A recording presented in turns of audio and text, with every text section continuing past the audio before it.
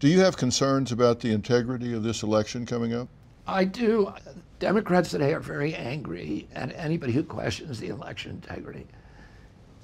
He shouldn't be. In 2001, every Democrat believed the election was stolen from Al Gore, by the Bush administration. In 2004, I wrote an award-winning article for Rolling Stones talking about the theft of the 2004 election.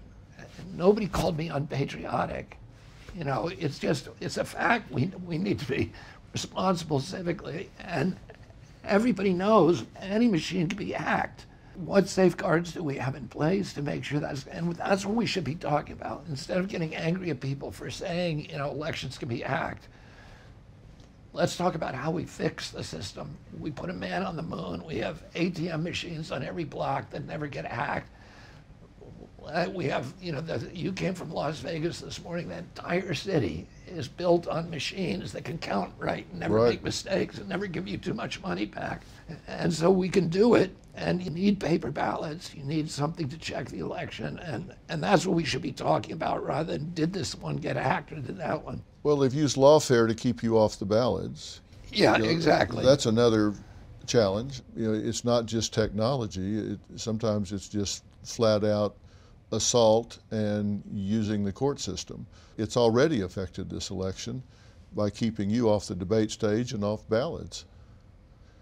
So it's already been affected, in my view.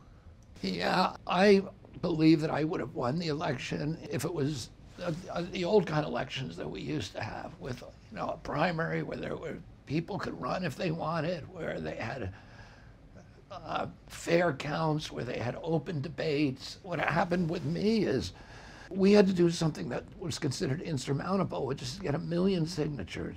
And we did it. We had 100,000 volunteers in 50 states. They were working 10-hour days. They were working in blizzards and blazing heat. And every time that they would show up at the Board of Elections with these giant piles of boxes filled with, thousands of signatures, the next day we would get sued.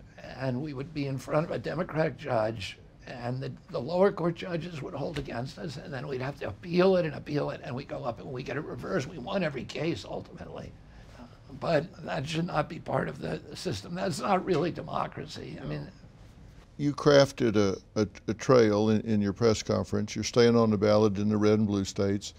In the swing states, people have said that this could come down to 15 counties in 11 different states, 11 of those counties in 7 states, including where we are right now, that you said you don't want to be on the ballots there, you don't want people to vote for you there. Do you think you can be the determining factor in this presidential election because of the positioning?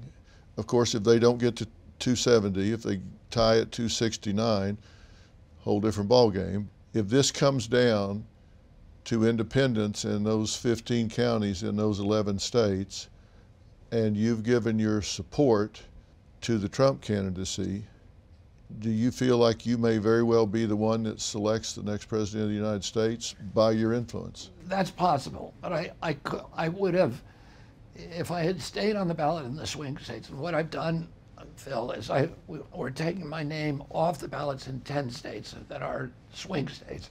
We're leaving them my name on in the red states and the blue states, so people can vote for me without consequence. They're not going to be scared. Oh, the bad guy's going to get elected. You know who's going to get elected in those states. So it allows people to vote for me who want to vote for me without any consequence. But what we recognize from our polling is that if I stayed in the race, it would have almost certainly swung the race to Vice President Harris, who was trying to throw me off the ballot in all of the states.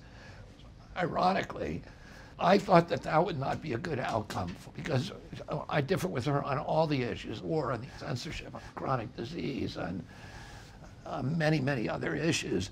I didn't think it would be right to give the election to her. And our polling from the beginning showed pretty consistently that if I got out of the race, 57% of the people who were supporting me would vote for Trump. And so me staying in the race would have swung the race, very likely could have swung the race to Harris. And so just getting out of the race, I think, makes it a fair race between them. And then Well, I you're think, close to double digits in some of these swing states. yeah, I am. And if 57% of those people go to former President Trump, that's a real boost to him. That's a real boon to Yeah, him. it is. Our decision, or my decision about what to do, I think is, it's much more likely that President Trump will get elected. So you do acknowledge that. Yes.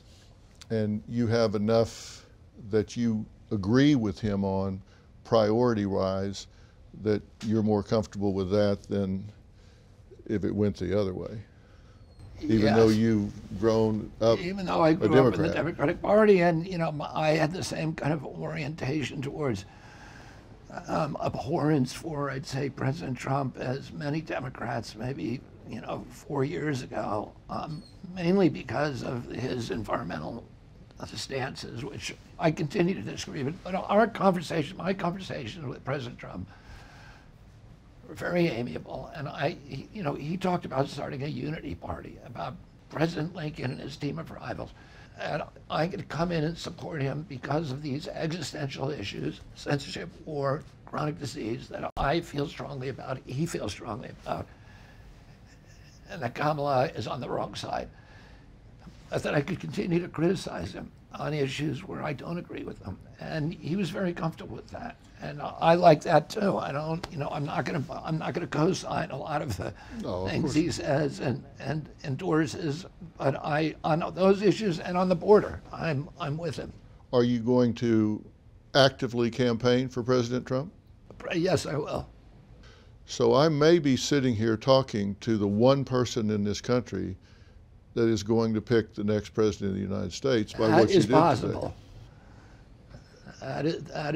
That is possible. It certainly is. I learn something every time I talk to you, and I hope we can continue this in the next 77 days and beyond, because you have things that this country needs to hear about. Thank you very much. Robert, thank you so much. Thank you, Dr. Phil.